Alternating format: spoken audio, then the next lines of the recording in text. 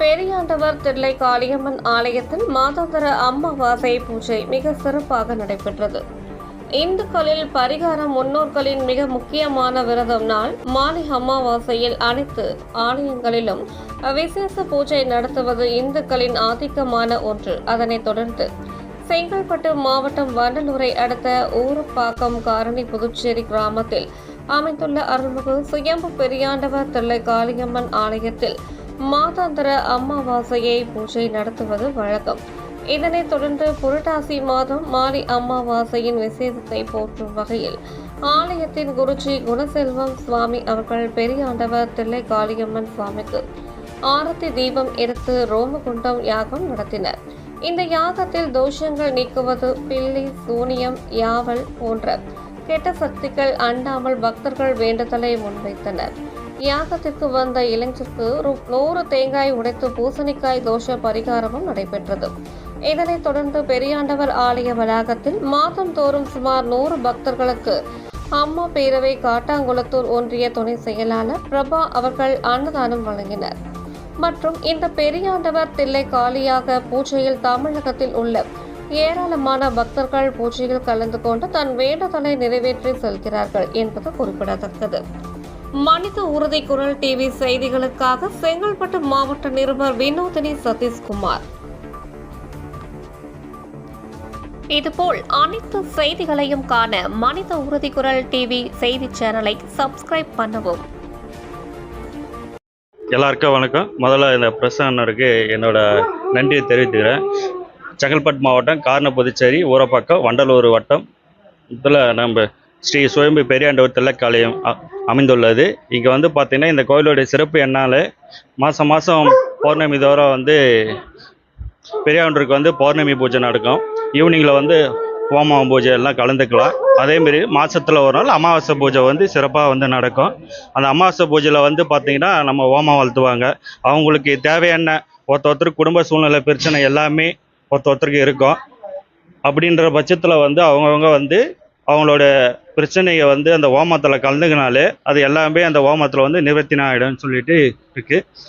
வருஷத்தில் ஒரு முறை தை அமாவாசைக்கு பெரியாண்டவர் பூஜை போடுவாங்க. அது மிக சிறப்பாக இருக்கும். அன்னதானம், பெரியாண்டவர் பூஜை, வான வேடிக்கையும் கூத்தம் வைப்பாங்க. மிக சிறப்பாகவும் இருக்கும். இங்கே நூற்றுக்கணக்கான பேர் பால் குடம் எடுப்பாங்க. அன்றைக்கி ஒரு நாள், வருஷத்தில் ஒரு நாள் மட்டும்தான் பால் குடம் எடுப்பாங்க. பால் குடம் எடுத்து மிக சிறப்பாக அங்கேருந்து வருவார்.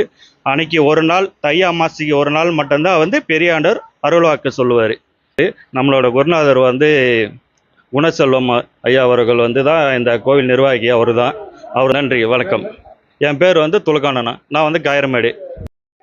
ஊரப்பாக்கம் காரணி புதுச்சேரியில் அமைந்துள்ள ஸ்ரீ சுயம்பு லிங்கம் பெரியாண்டவர் தில்லைக்காளி ஆலயம் அமைந்துள்ளதுங்க.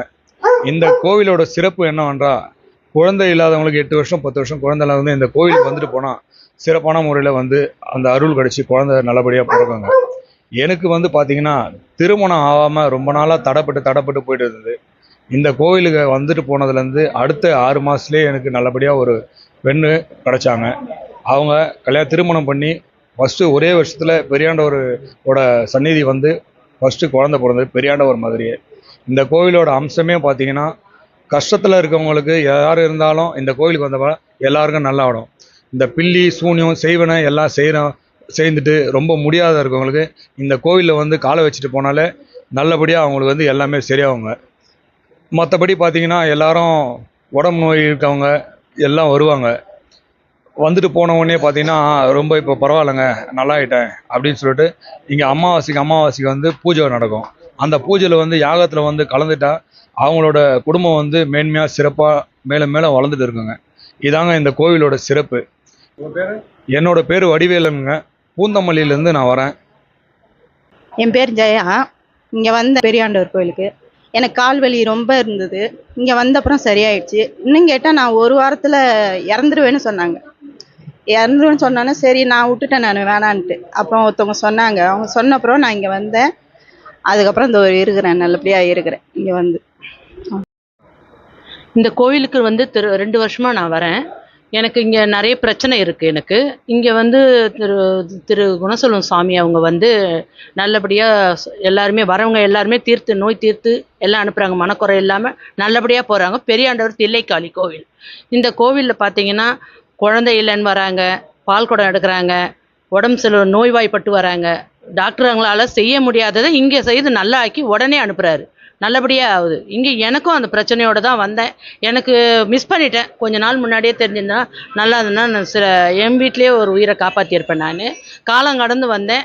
ஆனாலும் நல்லபடியாக இங்கே வந்து நாங்கள் எதிர்பார்த்ததை விட நல்லபடியாக இந்த சாமி எங்களுக்கு கொடுத்தாரு, காப்பாற்றி கொடுத்தாரு. இன்றைக்கி நாங்கள் நல்லபடியாக இந்த கோயிலுக்கு வந்திருக்கோம். நாங்கள் சாவரவரும் தில்லைக்காளி அம்மாவை குணசெல்வாயாவை மறக்க மாட்டோம். என் பேர் சுஜாதா.